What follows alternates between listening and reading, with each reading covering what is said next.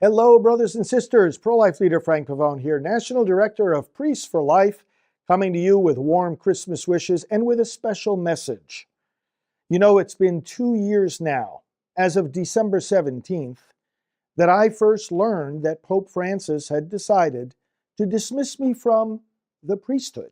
Now, of course, a priest is always a priest.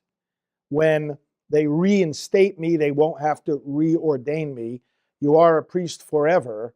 And that is a line that has been quoted to me countless times by so many of you over these last 2 years.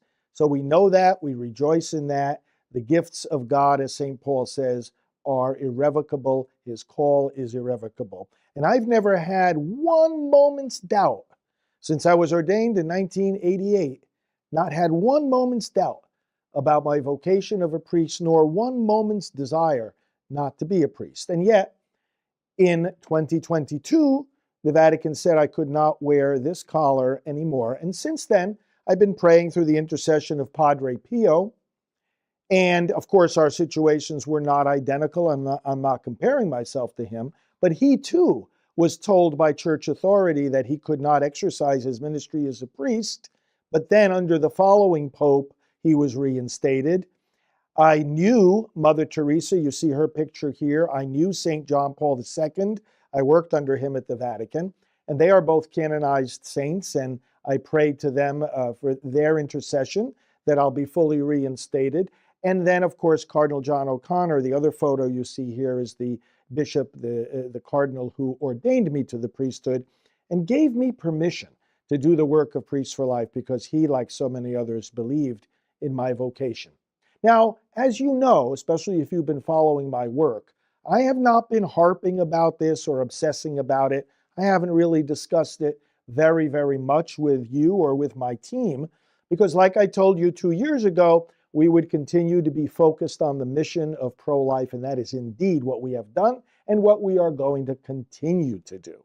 Because over all these years, since I asked Cardinal O'Connor's permission in 1993, 31 years ago, to devote my whole life and ministry to defending the unborn, and he said yes, and many other church authorities have said yes ever since then, my desire has not changed. It's very simple. My request to the church, give me your blessing to be a priest who serves the unborn children full time. I'll continue doing that work while observing the restrictions that have been imposed that I cannot publicly wear the collar or say Mass or administer the sacraments. I can still receive the sacraments. I'm still a Catholic in good standing, simply not functioning as a priest. And of course, you know, people might ask, well, you don't talk about it very much, Father Frank, but aren't you still upset by it? I'm furious about it, and I'm seriously disappointed. And unfortunately, it was a battle that ever since Cardinal Egan in 2001 tried to take me away from Priests for Life, for 21 years it's been a battle that up until the time of the Laicization, that has disappointed me every step of the way. Church authorities who should be encouraging their priests, not even listening to me when I wanted to discuss my vocation, literally telling me they did not want to talk about it, lying to me, lying about me. And friends, it's all documented. Look at frfrankpavone.com and you can read the whole story. But the reason I'm bringing this up to you today is to assure you that I have not changed at all in my desire. I've never lost the desire to be a priest. And this Pope knows that. And when we have a new Pope, I'll be knocking at the door of his office too, saying, would you please re-examine what was done to me and reinstate me to the priesthood? But meanwhile, I have not moved away from the church. I haven't rebelled against the church. I haven't lashed out in anger. Brothers and sisters, what I've been doing is exactly what I asked Cardinal O'Connor if I could do in 1993. I have been continuing the full-time ministry for the unborn, as you know if you follow my work. But many people ask the question, why? Why did they take the most visible priest in the pro-life movement, with the largest Catholic ministry focused exclusively on ending abortion, with an undeniable track record of success? Why in the world did they say to me, you can no longer be a priest?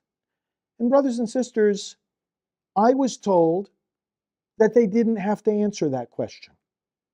I was told that the bishops and cardinals who were telling me I couldn't do this work, and by the way, it was just a small group of them, most of the bishops and cardinals and even the popes blessed and encouraged my work. I worked under St. John Paul II at the Vatican for a while.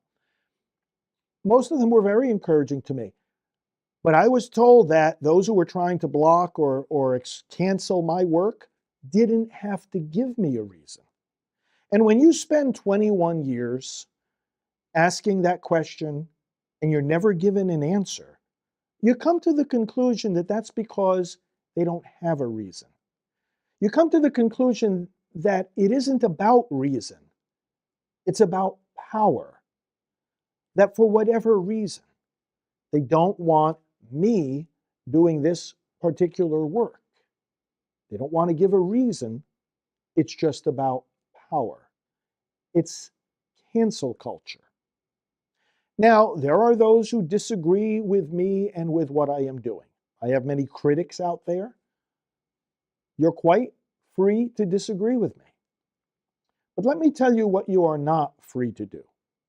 You do not have the right to pretend that you know more about my story than I do. Because you were not the one that had to read and write hundreds of pieces of correspondence. You are not the one that had to spend hundreds of hours in meetings with bishops and cardinals and canon lawyers and civil lawyers and people in the United States and people at the Vatican. You're not the one who had to make countless trips to Rome and back to answer simple questions. You're not the one who had to endure the lies told to you and about you. Don't pretend, anyone out there, that you know the story here better than I do, because I'm the one who lived it. And I've documented it publicly, again, at frfrankpavone.com. But the vast majority of you who are watching this video are not my critics.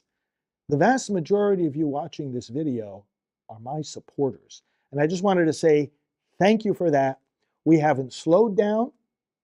We haven't backed down. We haven't stopped, and we're not going to stop.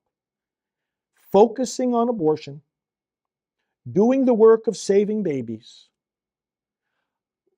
connecting pro-life leaders and groups with one another and strategizing for the movement, getting the word out both in the religious and secular media, doing prayer vigils, electing pro-life candidates, and what great success we had with that, helping pastors, giving them resources, and healing those who have been wounded by abortion. This is our work. And people ask me, okay, well, what can I do until they reinstate you to the priesthood? What can I do for you, Father Frank?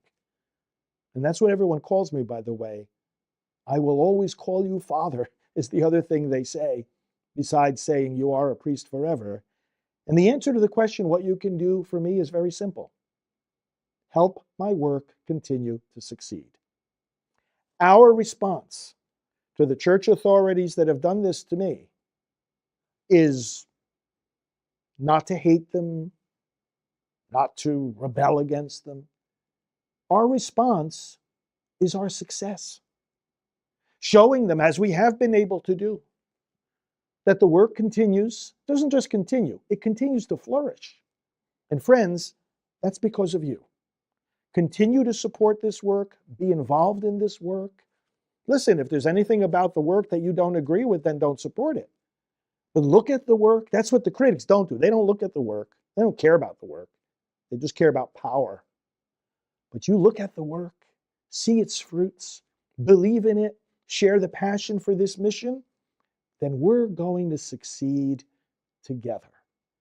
Friends, that's my message to you. It's always been my message to you. I just wanted to update you. Now, December 17th will be 2 years since I got this news. I didn't get it from the Vatican. I got it from the media. And onward we go. Onward we go. This is not something that distracts us. This is not something. Just watch my daily broadcasts and see what we're focusing on. We're focusing on the work of saving the unborn. And that's what I invite you to focus on too. Let's get the job done. We have a better opportunity now in America to do that than ever before. And we are going to succeed in ending abortion. Our response to the church will be our success, because that will be the sign to them that Almighty God has blessed this work, that Almighty God has rallied his people around the unborn. And that is our simple goal. God bless you. Merry Christmas. Happy New Year. And please stay connected with us at Priests for Life. I'm pro-life leader Frank Pavone, National Director of Priests for Life.